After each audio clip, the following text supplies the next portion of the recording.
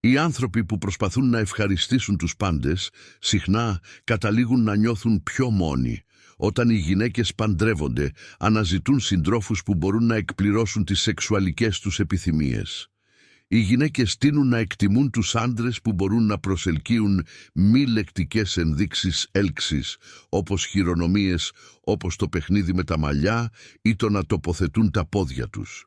Η ψυχολογία προτείνει ότι η αληθινή αγάπη περιλαμβάνει το να θέλει κανείς το καλύτερο για κάποιον, ακόμα κι αν αυτό σημαίνει ότι βρίσκει την ευτυχία έξω από τη σχέση. Η έρευνα δείχνει ότι πολλές γυναίκες είναι ανοιχτές στο να ασχολούνται με πολλούς συντρόφους ταυτόχρονα. Επιπλέον, οι άνδρες που στερούνται ύπνου είναι πιο πιθανό να παρερμηνεύσουν τα σήματα των γυναικών ως σεξουαλικό ενδιαφέρον. Η σκέψη για έναν ρομαντικό σύντροφο μπορεί να δώσει μια όθηση ενέργειας και ένας σημαντικός αριθμός γυναικών απολαμβάνει το φιλί στο λαιμό. Όταν ένα αγόρι κοιτάζει βαθιά στα μάτια ενός κοριτσιού, μπορεί να δημιουργήσει μια ισχυρή συναισθηματική αντίδραση, κάνοντας το μερικές φορές να αισθάνεται αδύναμη στα γόνατα. Η σωματική εγκύτητα αυξάνει την πιθανότητα να ερωτευτείτε. Επομένως συνιστάτε να περνάτε χρόνο μαζί από κοντά μέσω τηλεφωνικών συνομιλιών. Μελέτες δείχνουν ότι τα ζευγάρια επωφελούνται από την οικειότητα 3 έως 4 φορές την εβδομάδα για να ενισχύσουν τη σχέση τους.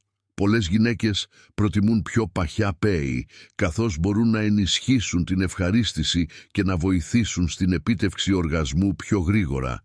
Γενικά, οι γυναίκες έλκονται από άντρες με βαθιές, γεροδεμένες φωνές, οι οποίες συχνά εκλαμβάνονται ως αυτοπεποίθηση και όχι ως επιθετική. Για να δημιουργήσετε μία ισχυρή σύνδεση, είναι αποτελεσματικό να χρησιμοποιείτε το όνομα ενός ατόμου κατά τη διάρκεια της συνομιλίας. Οι γυναίκες που ενδιαφέρονται σεξουαλικά μπορεί να ψιθυρίζουν περισσότερο κατά τις προσωπικές στιγμές. Επιπλέον, οι γυναίκες που απολαμβάνουν το στοματικό σεξ στις σχέσεις τείνουν να αισθάνονται πιο ευτυχισμένες και πιο περιπετειώδεις στο κρεβάτι. Η τακτική σεξουαλική δραστηριότητα μπορεί να αυξήσει τη λίμπιντο ενός ζευγαριού και να ενισχύσει τον δεσμό του. Όταν είστε ελεύθεροι, συχνά φαίνεται ότι το μόνο που βλέπετε είναι ευτυχισμένα ζευγάρια, ενώ όσοι είναι σε σχέσεις μπορεί να παρατηρήσουν τους singles με περιεχόμενο. Στη ΣΕΜΕΤ περίπου το 41% των γυναικών γίνονται μητέρες πριν τον γάμο. Κατά μέσο όρο, μια συντριβή διαρκεί περίπου 4 μήνες. Αν επιμείνει πέρα από αυτό, μπορεί να υποδηλώνει γνήσια αγάπη. Είναι ενδιαφέρον ότι οι άνθρωποι που κοιμούνται με το στομάχι τους με τα χέρια σηκωμένα τείνουν να έχουν περισσότερα σεξουαλικά όνειρα.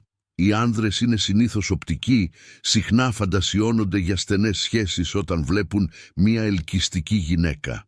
Εάν μια γυναίκα βιώνει ευχαρίστηση και φτάνει σε οργασμό συχνά, μπορεί να επιθυμεί περισσότερη οικειότητα. Η έρευνα δείχνει ότι οι γυναίκες συχνά απολαμβάνουν το σεξ εξίσου, αν όχι περισσότερο, από τους άνδρες, υπό την προϋπόθεση ότι λαμβάνουν επαρκή ερεθίσματα. Οι γυναίκες είναι τολμηρές και συχνά αναζητούν νέες και συναρπαστικές εμπειρίες σε οικεία περιβάλλοντα.